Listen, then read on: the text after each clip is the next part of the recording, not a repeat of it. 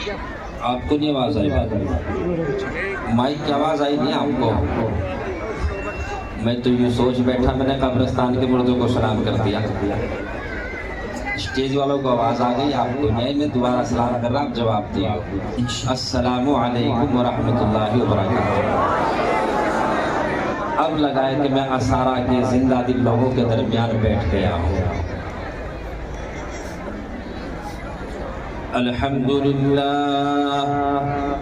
الحمدللہ نحمده ونستعینه ونستغفره ونؤمن به ونتوکل علیہ ونعوذ باللہ من شرور انفسنا ومن سیئات اعمالنا من يهده الله فلا مضل له ومن يضلله فلا هادي له ونشهد أن لا إله إلا الله وحده لا شريك له ونشهد أن محمدا عبده أما بعد فأعوذ بالله من الشيطان الرجيم بسم الله الرحمن الرحيم إنا نحن نزلنا الذكر وإنا له لحافظون أو كما قال عليه الصلاة والسلام خيركم من تعلم القرآن وعلمه کہ محمد سے وفا تو نے تو ہم تیرے ہیں، جہاں چیز ہے کیا لوح و قلم بھی تیرے ہیں۔ ہے قول محمد قول خدا، یہ فرمان نہ بدلا جائے گا۔ ہے قول محمد قول خدا، یہ فرمان نہ بدلا جائے گا۔ بدلے گا زمانہ لاکھ مگر قرآن نہ بدلا جائے گا۔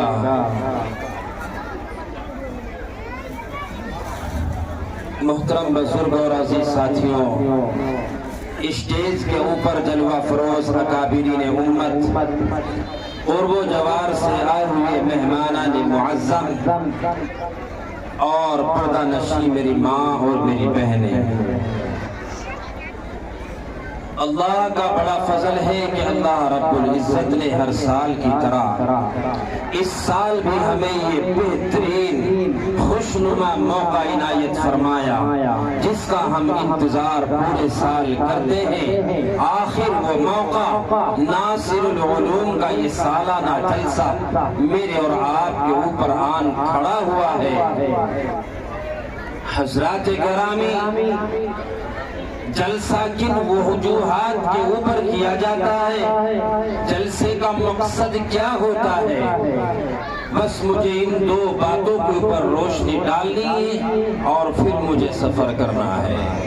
قبل اس کے کہ میں آپ کے اوپر ان تمام باتوں کی وضاحت ڈالوں، جو حضرات یہ بچے سامنے کھڑے ہیں ان سے درخواست ہے کہ وہ نیچے تشریف رکھیں۔ چونکہ میں نہیں سمجھتا کہ میرے بعد شاید کوئی خطیب آئے، بس مجھے یہ معلوم ہوا ہے کہ آپ کے بعد فوراً انشاءاللہ تعالی ہم سب کے کرم فرما رہبر و رہنما حضرت مولانا اسجد صاحب جو دہلی کی سرزمین سے یہاں تشریف فرمائے، مجھ سے پہلے آپ ہی کا بہت زبردست والہانہ خطاب جاری تھا، بڑی قیمتی باتیں انہوں نے عرض کی۔ انہی کسی ایک بات کے سہارے سے میں بھی اپنی بات کا آغاز دوں تاکہ یہ جلسہ اپنے اختتام کو پہنچے۔ امید ہے کہ انشاءاللہ تعالی آپ تمام حضرات تشریف رکھیں گے۔ محترم بزرگ اور عزیز ساتھیوں، اللہ رب العزت اپنے پاک کلام کے اندر ارشاد فرماتے ہیں اِنَّا نَحْنُ نَزَّلْنَا الذِّكْرَ وَإِنَّا لَهُ لَحَافِظُونَ۔ حضرات گرامی، جس طریقے سے اللہ رب العزت کی عظمت کو بیان نہیں کیا جا سکتا بعینہ، اسی طریقے سے اللہ رب العزت کے پاک کلام کی عظمت کو بھی مختصر سے وقت میں، تھوڑے سے عرصے میں بیان نہیں کیا جا سکتا ہے، چونکہ اللہ رب العزت کا یہ کلام ایسا کلام ہے کہ یہ سارے کلاموں سے افضل کلام ہے۔ حالانکہ آسمان سے توریت بھی نازل ہوئی، زبور بھی نازل ہوئی، انجیل بھی نازل ہوئی، مگر جو مقبولیت، جو فضیلت اللہ نے اپنے قرآن کو بخشی ہے وہ اور کسی کتاب کو نہیں بخشی ہے۔ اگر آپ اجازت دیں، علماء کی موجودگی میں، اکابرین امت کی موجودگی میں، اسارہ کے تمام لوگوں کی موجودگی میں یہ عرض کرتا چلوں کہ قرآن کے جیسی کتاب آج تک کوئی پیش نہ کر سکا ہے۔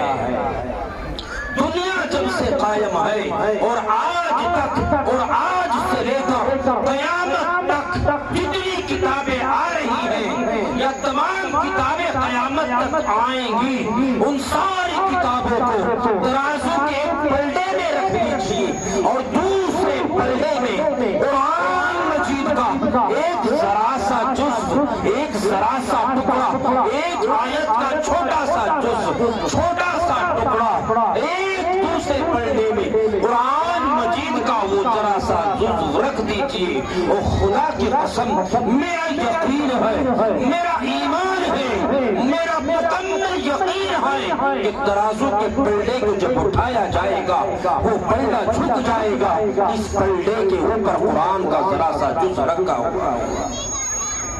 عزیزان ملت، مگر آج قرآن کے ساتھ اس امت مسلمہ نے کیا کھلواڑ کیا ہے، اور اس کی مثالیں آپ کو آپ کے گھروں سے دیتا چلتا ہوں، مثالیں دے کر کے بات جلد سمجھ میں آ جایا کرتی ہے۔ حالانکہ قرآن کی عظمت بہت بڑی عظمت ہے۔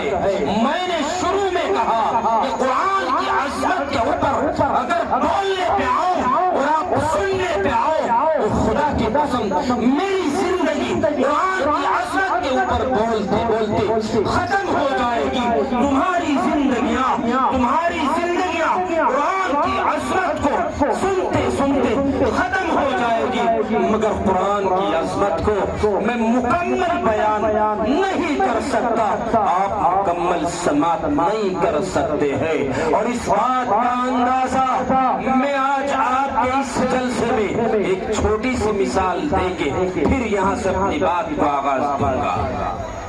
آپ نے دیکھا ہوگا آپ کے گھروں میں یا بازاروں میں یا دکانوں میں ایک گدا ہوتا ہے، اور اس گدے کی اہمیت کچھ بھی نہیں ہوتی ہے۔ وہ گدا کبھی کبھی اس حالت کے درجے کے اوپر پہنچ جاتا ہے کہ لوگ اس کے اوپر بیٹھنا شروع کر دیتے ہیں، حتیٰ کہ اس گدے کے اوپر لوگ اپنی چپلوں کو، اپنے جوتوں کو رکھ کر کے چلنا شروع کر دیتے ہیں، یہاں تک کہ وہ گدا جب کچھ اور بوسیدہ اور پرانا ہو جاتا ہے پھر وہ گدا اس قدر ذلیل و خوار ہو جاتا ہے کہ وہ کوڑے دان کی نظر ہو جاتا ہے۔ مگر جیسے ہی وہ گدا، جو گدا تیرے گھر میں بیکار پڑا ہوا تھا، تیری دکان میں بیکار پڑا ہوا تھا، جیسے ہی وہ گدا میرے اللہ کے پاک کلام کی نسبت سے جڑ جایا کرتا ہے، جیسے ہی وہ قرآن سے جڑ جاتا ہے، معلوم ہے اس کی عظمت کیا ہوتی ہے۔ اے سارا کے نوجوانوں اور بزرگوں، بچوں، پردہ نشین ماں بہنوں، سنو،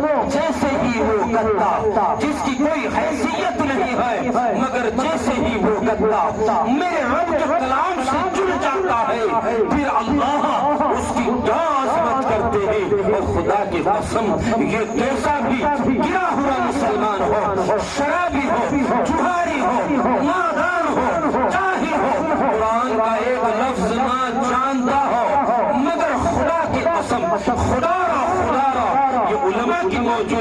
کہہ رہا ہوں، کسی مسلمان کو اتنی جرأت نہیں ہوتی ہے کہ بنا وضو کے اس گدے کو ہاتھ ہی لگا دے۔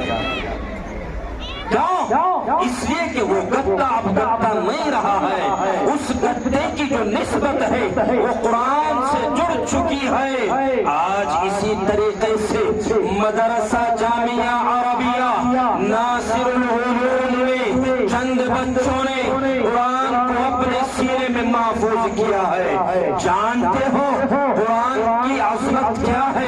میں نے شروع میں ہی بتایا، مگر مختصراً بتا کے عرض کرتے پھر گزر کرتے ہوئے چلنا چاہتا ہوں۔ قرآن اللہ کی بڑی عظمت والی کتاب ہے، اور جو شخص اس چیز سے جڑ جایا کرتا ہے، قرآن سے جڑ جاتا ہے، اللہ رب العزت کے یہاں اس کا مقام کیا ہوتا ہے۔ حضرت مولانا اسجد صاحب کی زبانی آپ سماعت فرما رہے تھے، ان سے قبل مولانا دلشاد صاحب کی زبانی آپ سماعت فرما رہے تھے کہ اگر کوئی شخص جب قرآن سے جڑ جایا کرتا ہے، اللہ اس کی بگڑی بنا دیا کرتے ہیں۔ اور میرے بھائیوں، جب میدان محشر قائم ہوگا، حضرت مولانا اسجد صاحب فرما رہے تھے کہ یہ سورج ہے 2500 یعنی مکمل اتنی اونچائی کے اوپر ہے کہ اگر ہم 2500 سال تک بھی پیدل سفر کر کے سورج کے قریب جانا چاہے تو نہیں جا سکتے۔ اور قرآن سے جڑ جانا معمولی بات نہیں ہے۔ میدان معاشر قائم ہے، سورج سوا نیزے کے اوپر ہے، ہر شخص سائے کی تلاش میں ہے، ہائے مجھے سایہ مل جائے، ہائے مجھے تھوڑی سی چھاؤں مل جائے، ہائے جلدی سے حساب کتاب ہو جائے۔ اس میدان معاشر کے عالم میں میرے جانے کے بعد مولانا اسد سے معلوم کر لینا، مولانا دلشاد سے معلوم کر لینا، یہاں کے محتمم صاحب سے معلوم کر لینا، میدان محشر قائم ہے، سارے نبی اپنے منبروں کے اوپر موجود ہے۔ چنانچہ دیکھتے ہی دیکھتے اللہ کی طرف سے ندا آئے گی، کہاں ہے میرے وہ معصوم بندے جنہوں نے دنیا میں میرے کلام کو اپنے سینے میں محفوظ کیا تھا۔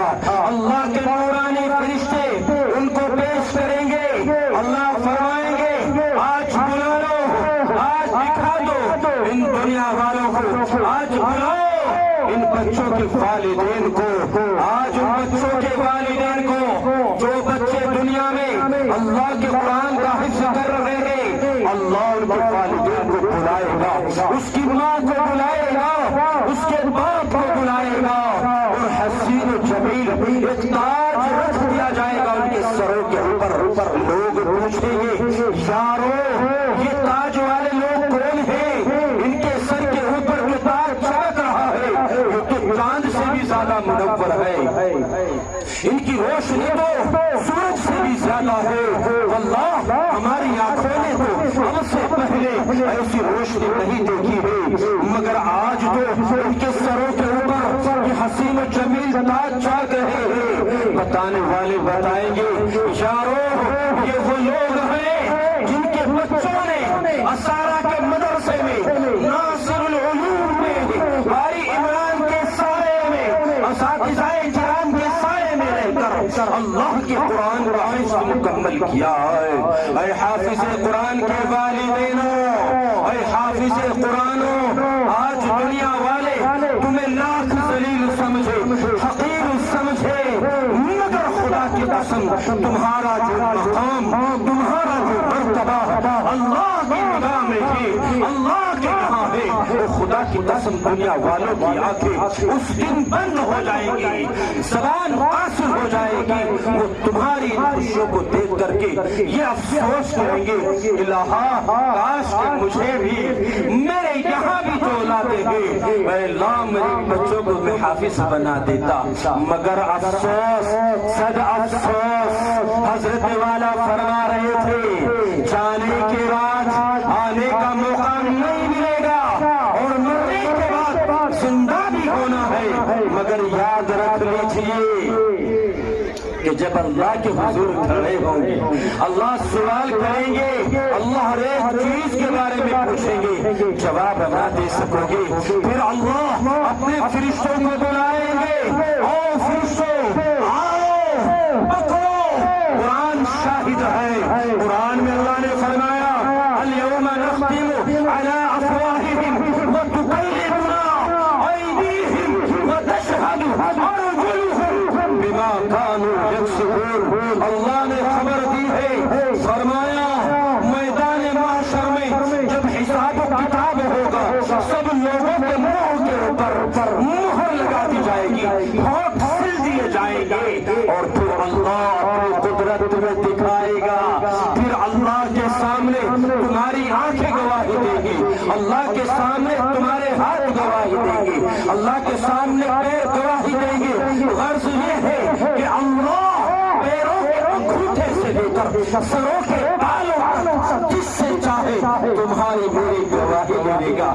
مگر یاد رکھ لیجیے اور نوجوانوں بزرگوں بچوں بوڑھوں پردہ نشی میری ماں بہنوں، اور خدا کی قسم جنت اتنی سستی نہیں ہے، اگر جنت اس قدر سستی ہوتی تو آقا مدنی جس کے بارے میں ابھی چند لمحات پہلے ندیم اختر راہی جو اس جلسے کی نظامت کر رہے ہیں انہوں نے آپ کو کھڑا کیا، نبی کے نام کے اوپر کھڑا کیا ہے، اور خدا کی قسم جان لیجیے نبی کے آپ امتی ہے، مگر اس قدر جنت سستی نہیں ہے کہ بنا قربانی دیے ہوئے جنت میں داخلہ لے لو گے۔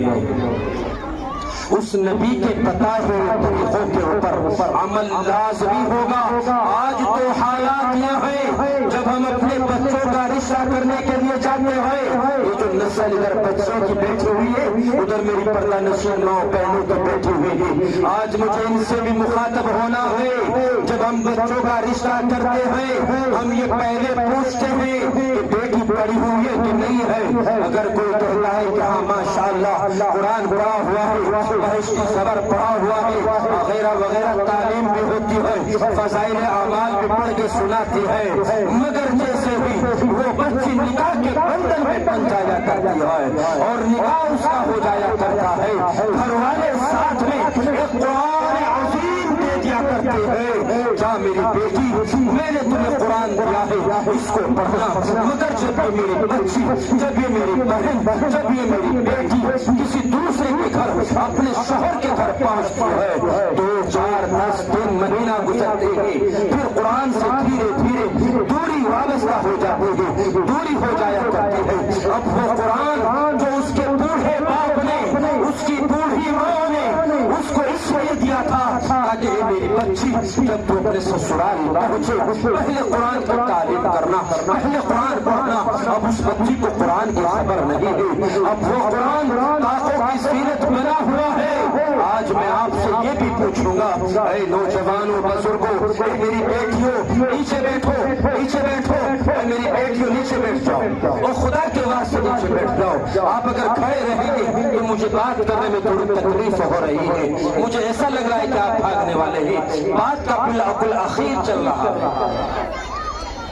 گھر میں جب قرآن آتا ہے تو طاقوں کی سیرت بن جایا کرتا ہے۔ اب تو موقع ملتے ہی روٹی بنانا، سالن بنانا، سبزی بنانا، میری بہن کو فکر ہو گئی تیرا سیریل نہ چھوٹ جائے، موبائل میں لگ گئی ہے۔ ادھر شوہر آیا کام پہ سے آیا وہ بھی موبائل میں لگا ہوا ہے۔ اے میرے دوستوں، اے میرے بھائیوں، اے میری بہنوں، یہ موبائل کا استعمال کرنے سے میں آپ کو انکار نہیں کرتا۔ جب تیرا دل چاہے اپنی ماں سے بات کر، اپنے باپ سے بات کر، مگر تیرے گھر میں اللہ کا ایک قرآن رکھا ہوا ہے۔ جب تو 3 گھنٹے 4 گھنٹے 5 گھنٹے 2 گھنٹے اس موبائل کو دے دیتے ہیں تو دنیا کی سب سے عظیم کتاب، سب سے عظیم شخص وصیت کے اوپر نازل ہونے والی کتاب قرآن مجید تیرے گھر میں رکھا ہوا ہے، کبھی وضو کر کے ایک دن میں 2 گھنٹے 1 گھنٹہ اس قرآن کے لیے بھی نکال لیا کر، کہیں ایسا نہ ہو تیرے قرآن سے دوری ہونا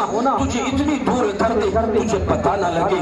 آج مسلمان بہنوں اور نوجوانوں آپ بھی سنو، یہ جلسہ اس لیے نہیں ہوتا ہے کہ اس جلسے میں آپ آئیں اور چندہ دیں اور چلے جائیں، نہیں، تمہارے اندر کی ایمانی حلاوت کو جگانا اصل مقصد ہوتا ہے۔ قرآن عظیم بہت بڑی دولت ہے۔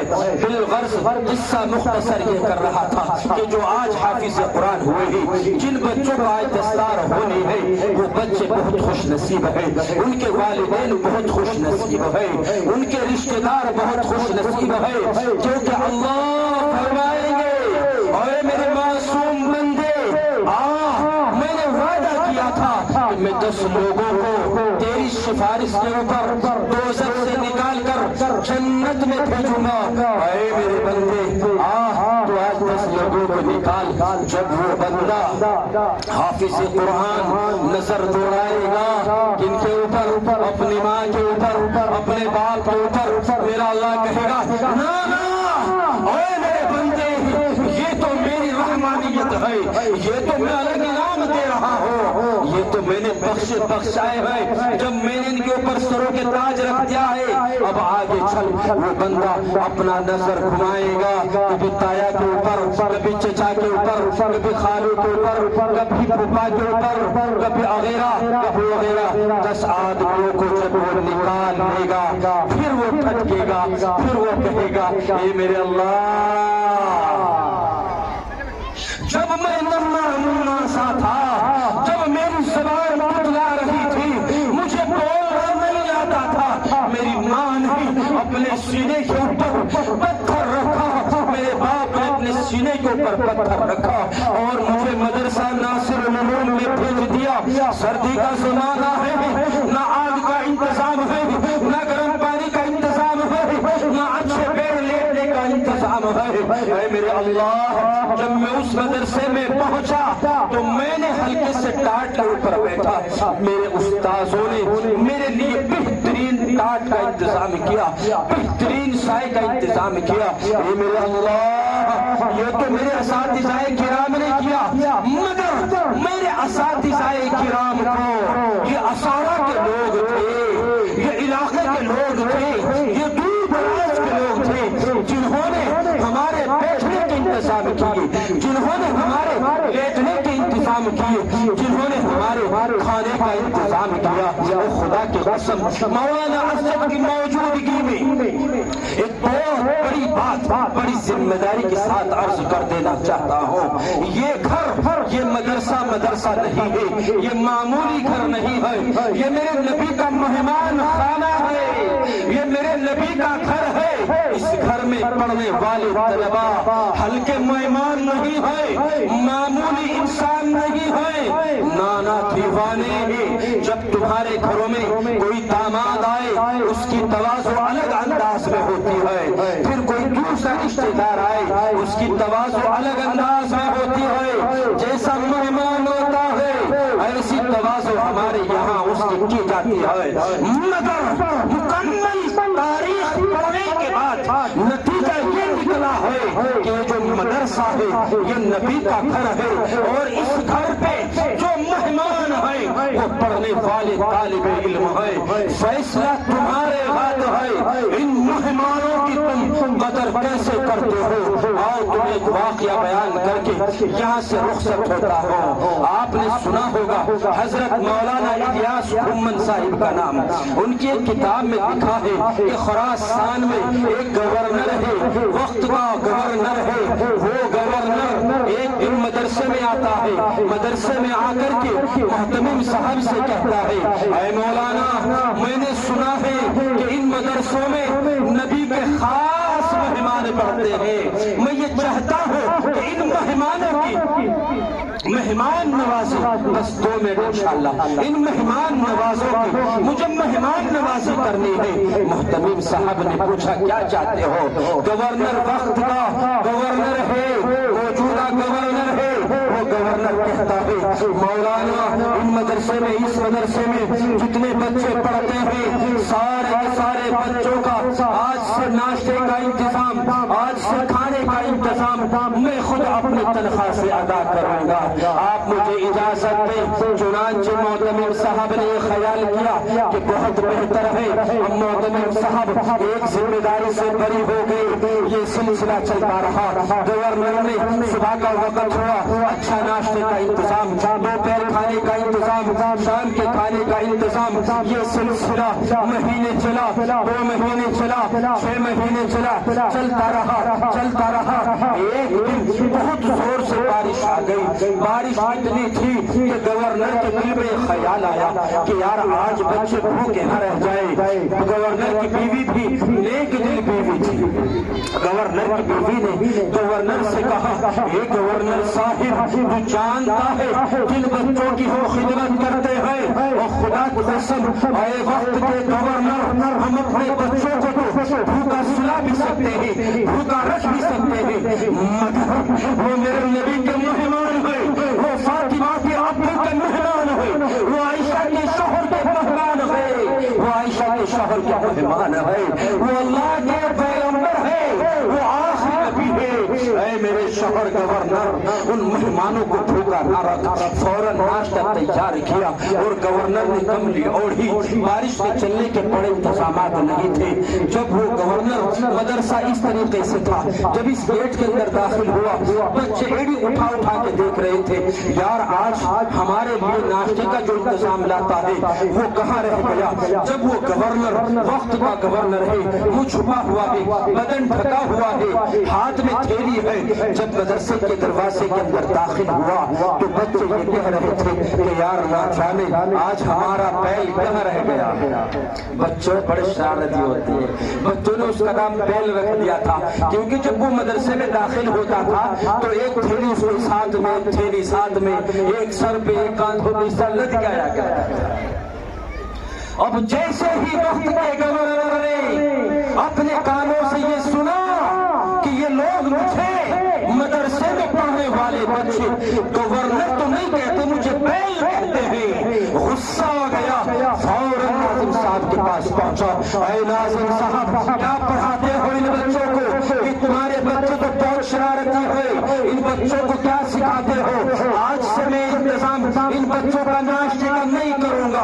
नाजिम साहब बिल्कुल आपके मोहतमिम साहब जैसे थे। इन मोहतमिम साहब ने कहा, ऐ वक्त के गवर्नर, बस ये हो सकता है कि शायद अल्लाह को तेरे यहाँ का खाना इन नबी के मेहमानों को आज तक का खिलाना हो। तेरी क्या मजाल है कि नबी के मेहमानों की तो तवाज़ु कर सके, तेरा कोई कमाल नहीं है। वो गुस्से से झिलमिला उठा और घर चला गया। रात को सो गया। सोने के फौरन बाद अल्लाह ने नजारा दिखाया। उसके ख्वाब में मैदान महशर बर्पा कर दिया है और ऐसा बर्पा कर दिया है कि लोग देख रहे हैं, हे अल्लाह, हे अर्शो कुर्सी के मालिक, हिसाब में जल्दी कर दे।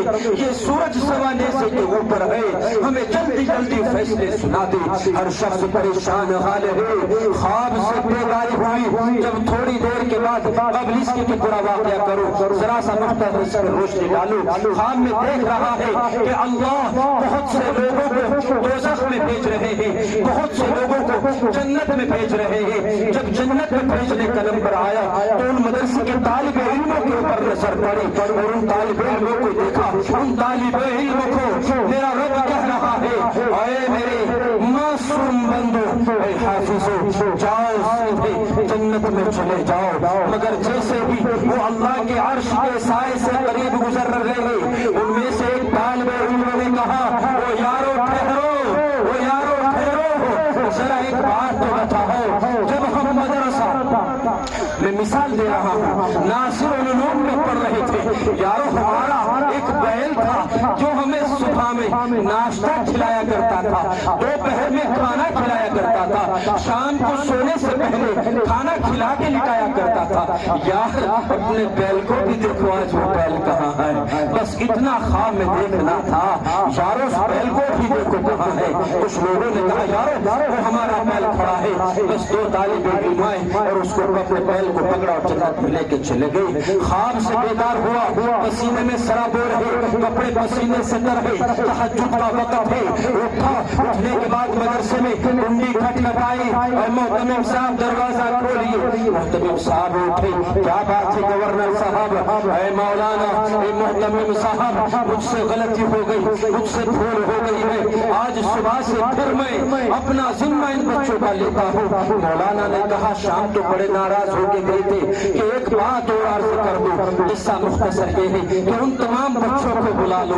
ان تمام بچوں کو تہجد کے وقت اٹھایا گیا اور گورنر کے سامنے پیش کیا گیا.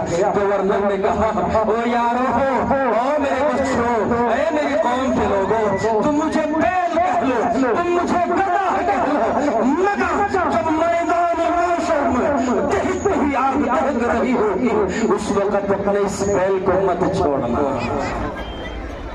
اور خدا کی قسم یہ طالب علم کا مقام ہے, یہ مدارس کی عظمت ہے, یہ علماء کی عظمت ہے, مگر آج ہم نے ان کو حقیر جانا. ہاں ایک بات بہت بڑی تیزی سے چلتی ہے, اگر مدرسے کے 2-4 اساتذہ کرام کہیں ہاتھ میں چھوٹا سا بیگ لے کر نکل جائے تو لوگوں کے ماتھوں میں بل پڑتے ہیں کہ یارو یہ چندے والے ہیں. ہاں میں یہ دعوے کے ساتھ کہہ سکتا ہوں یہ چندے والے ہیں, مگر یہ چندہ کرنا اگر خدا کی قسم میرے نبی کے طریقے میں نہ ہوتا. مولانا حسن سے معلوم کر لینا, اگر یہ چندہ دو جہاں کے نبی آقا مدنی صلی اللہ علیہ وسلم نے نہیں کیا ہوتا تو خدا کی قسم آج ہم بھی اس چندے کو نہ کرتے. مگر یہ میرے نبی کی زندگی میں ہوا ہے, میرے نبی نے چندہ کیا ہے اور چندہ کرنے کا تمہیں وجود بتاؤ. اگر یہ چندہ کرنے والے آج ہمارے درمیان نہ ہو, یہ قرآن پڑھنے پڑھانے والے ہمارے درمیان نہ ہو, اور خدا کی قسم 5 وقت کی مسجدوں سے آواز آتی ہے حی علی الصلاۃ حی علی الفلاح, اور لوگوں کامیابی کی طرف آ جاؤ. یہ لوگ کون ہیں؟ مساجدوں کو جو امام دیے, مدارسوں نے دیے, ان علماء نے دیے, مساجدوں کو معاذ دیے, ان مدارسوں نے دیے, ان مدارس والوں نے دیا ہے. تمہارے بچوں کے نکاح پڑھانے والے ان علماء نے دیے ہیں جن کو تم گالیاں دیتے ہو, جن کو تم برا بھلا کہتے ہو. حتیٰ کہ تمہارے بچے جب ماں کے پیٹ سے پیدا ہوتے ہیں, جب ان کے کانوں میں اذان دی جاتی ہے, یہ علماء اذان دینے کے لیے پہنچتے ہیں, اور یہاں تک کہ جب تمہارے بچوں کو, تمہارے بڑوں کو اللہ موت بھیج دیتا ہے, جب موت کا پروانہ جاری کر دیتا ہے, دنیا سے اس کا ٹکٹ کاٹ دیا کرتا ہے, پھر جنازے کی نماز کے لیے بھی یہ حفاظ کرام جاتے ہیں. اور آج ان کو بڑا حقیر جانا, بڑا حقیر سمجھا. سچ بتاؤ یارو, کیا ان علماء کا یہی حق ہے؟ خدا کی قسم سچ بات تو یہ ہے کہ ان مدارس کی اور مدارس والوں کی ہمیں اہمیت کا اندازہ نہیں ہوا. آج سے یہ تہیہ کرو, آج مجھے ہاتھ اٹھا کے شہادت دو کہ آج سے ہم کسی چندے والوں کو, اب تو مولانا اسد صاحب کی موجودگی میں ایک بات اور کہوں, اب تو بہت سی مسجدوں میں کمیٹی کے لوگوں نے یہ کہہ دیا کہ مولانا کو کہہ دو, مدرسے والوں کو کہہ دو یہاں چندے کا اعلان نہ کریں.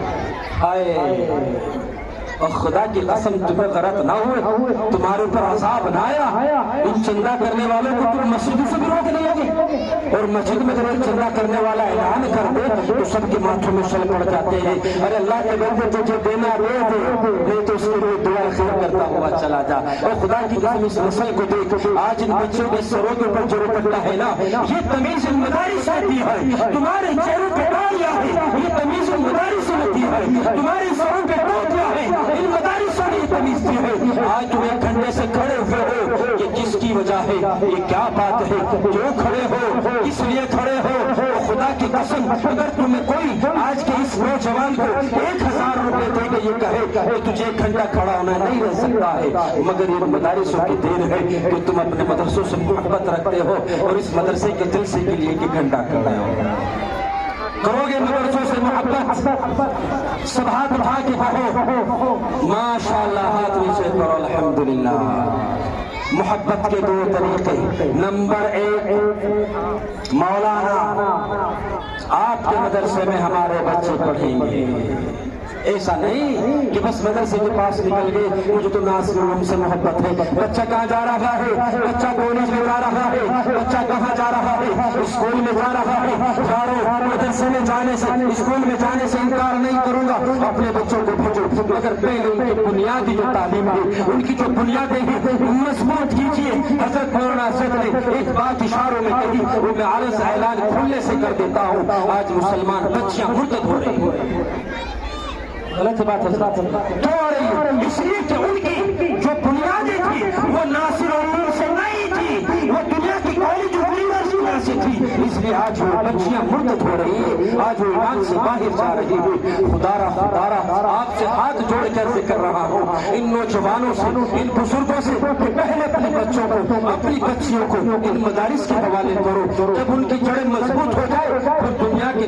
کسی بھی کالج میں، کسی بھی یونیورسٹی میں، کسی بھی جگہ اپنے بچے کو لوئر بناؤ، انجینئر بناؤ، ڈاکٹر بناؤ، کچھ بھی بناؤ، وہ تمہاری مرضی ہے، مگر پہلے ان کی بنیادوں کو مضبوط کرو گے انشاءاللہ کر سکو گے، اور مدرسوں کو بھی مضبوط کرو گے کہ نہیں کرو گے؟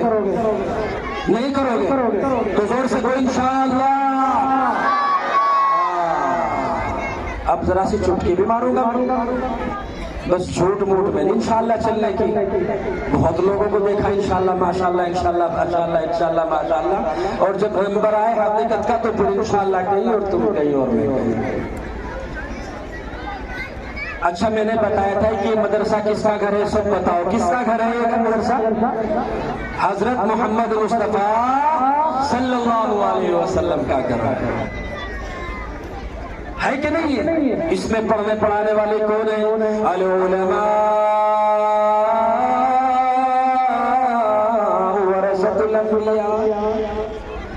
یہ میں نہیں کہہ رہا ہوں، اور خدا کی قسم میں نہیں کہہ رہا ہوں، میری زبان میں اتنی طاقت نہیں ہے کہ میں اپنے نبی کے فرمان تم تک پہنچا دوں، میری زبان میں اتنی طاقت نہیں ہے، مجھ میں اتنی طاقت نہیں ہے کہ میں اپنے نبی کے صحیح صحیح الفاظ آپ تک پہنچا سکوں، مگر میرے نبی نے فرمایا، میرا یقین اور عقیدہ ہے، اور جن مسلمانوں کا یہ یقین اور عقیدہ نہیں ہے کہ جو نبی نے میرا فرمایا وہ حق ہے، تو مسلمان ہی نہیں ہے۔ میرے نبی نے فرمایا العلماء ورثۃ الانبیاء، یہ علماء نبیوں کے وارث ہیں، اور نبیوں کے بعد قرآن کی تعلیم کو کس نے تم تک پہنچایا؟ کس نے پہنچایا؟ کسی پروفیسر نے پہنچایا؟ کسی ڈاکٹر نے پہنچایا؟ کسی انجینئر نے؟ نہیں، خدا کی قسم علماء نے پہنچایا۔ اس لیے میرے نبی کے وارث ہے، آج اس نبی کے مہمان خانے کے لیے، اس نبی کے گھروں کے لیے آج میں خدا کو واسطہ دے کے کہتا ہوں، اور مسلمانوں آج دنیا کے فرعون ان مدارسوں کے وجود کو ختم کر دینا چاہتے ہیں، ان مدارسوں سے قرآن کی تعلیم کو مٹا دینا چاہتے ہیں، مگر آپ سے میں درخواست کرتا ہوں کہ اگر کوئی شخص مولانا اسد کی زبانی تمہارا کیسا ہی دشمن کیوں نہ ہو، تم ان کا جواب نفرتوں سے نہیں محبتوں سے دو گے تو تم گلے ملو گے، وہ تمہیں گلے لے گائے گا۔ آج نبی کا مہمان خانہ ہے، اس میں نبی کے مہمان پڑھتے